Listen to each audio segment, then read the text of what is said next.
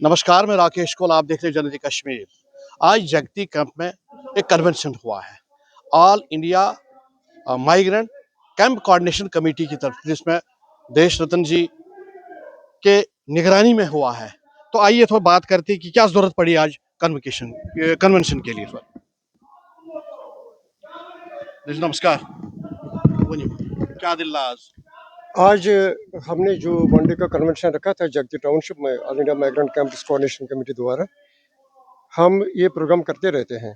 आज इतनी तड़पती धूप में, इस धूप में प्रोग्राम करना, लोगों को बुलाना, कैंप नॉन कैंपों से लोगों ने शिरकत की, काफ़ी लोगों ने इसमें पार्टिसिपेट किया। ये यही दोहराता है कि हमारी कम्युनिटी में आज भी वही समस्या है जो 1990 में हुई थी।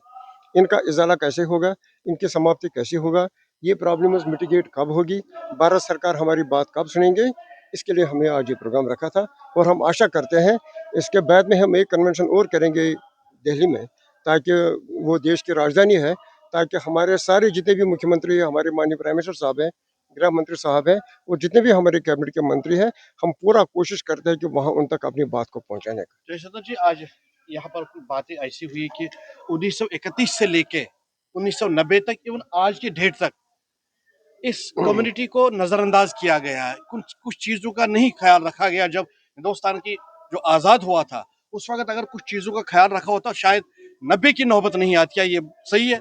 यही तो हमारा एजेंडा था आज, ignoring of Kashmiri Pandits by blunders of India rulers since 1947। और कुछ लोगों ने बोला 1931 से भी हमारा प्लान शुरू हुआ था। 1947 में जब देश आज़ाद हो गया तो जम्मू कश्मीर हमारा देश का हिस्सा बन गया, उसके साथ विलय हो गया। लेकिन उसके बाद भी कश्मीरी पंडित के भी फला फूला नहीं कश्मीर में। उसके बाद 86 के रेट्स देखे हमने, 89 90 के रेट्स हमने देखे, हमें वहाँ से प्लान करना पड़ा। और आज तक 37 साल के बाद हम दर बदर की ठोकरियाँ खा रहे हैं, और वापसी का अभी तक भारत सरकार के पास कभी प्लान नहीं।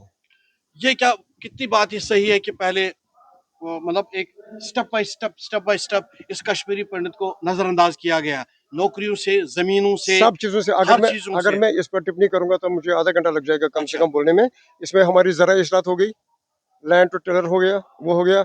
नौकरी में हमारा हिस्सा था, फिर शेखुल्ला उस समय मुख्यमंत्री ने बोला सिर्फ 5% मिलेगा, 5% से भी कम हो गया। एजुकेशन में हमारी यही हालत हो गई है, कल्चर में हमारा ये हालत हो गई। उसके बाद जब हमें घर छोड़ना पड़ा, फिर हमारे पास लास्ट में कुछ रहा ही नहीं। तो इसलिए हम कहना चाहते हैं कि ये एक बहुत बड़ा विषय है। तो इसके लिए सारी कम्युनिटी को उठ के सोचना पड़ेगा, क्योंकि हमारे मसले हल होने का कभी अंत नहीं हो रहा है। कम्युनिटी देख रही है, आपको क्या मैसेज है? वो देख रही है। मैं यही कहता हूँ कि ये कौम, ये देश, ये हमारा है। हम बार बार देश को रिक्वेस्ट करते हैं, हम माननीय प्राइम मिनिस्टर, हमारे गृह मंत्री साहब को, जो वर्तमान में हमारी स्टेट और सेंटर में गवर्नमेंट है, कम से कम हमारी कौम की तरफ देखो। ऐसा न हो कि ये एक एजुटेशन का रूप लेगा। और मैं सारे कौम के लोगों से कहता हूँ कि पार्टी लाइन से ऊपर उठ के समाज के हित में काम करो। जो हमारे मसले हैं, इनका इजाला कैसे हो, हम इनसे छुटकारा कैसे पाएंगे, क्योंकि गरीबी की रेखा से काफ़ी लोग हमारे आज भी रह रहे हैं। घर हमारा कहीं नहीं है, परमानेंट रेपुटेशन हमारी कहीं नहीं है, गवर्नमेंट के पास कोई प्लान हमारे लिए नहीं है। क्या हम इस देश के नागरिक नहीं है? क्या हम स्टेक होल्डर इस देश के नहीं है?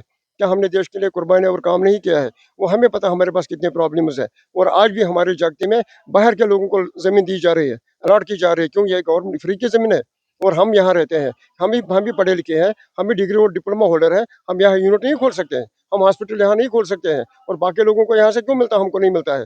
दुकानों तक हमको नहीं मिला यहाँ से। इनजस्टिस हमसे हो रहे हैं। हम इनजस्टिस के खिलाफ सारे देश में आंदोलन चलाएंगे। धन्यवाद।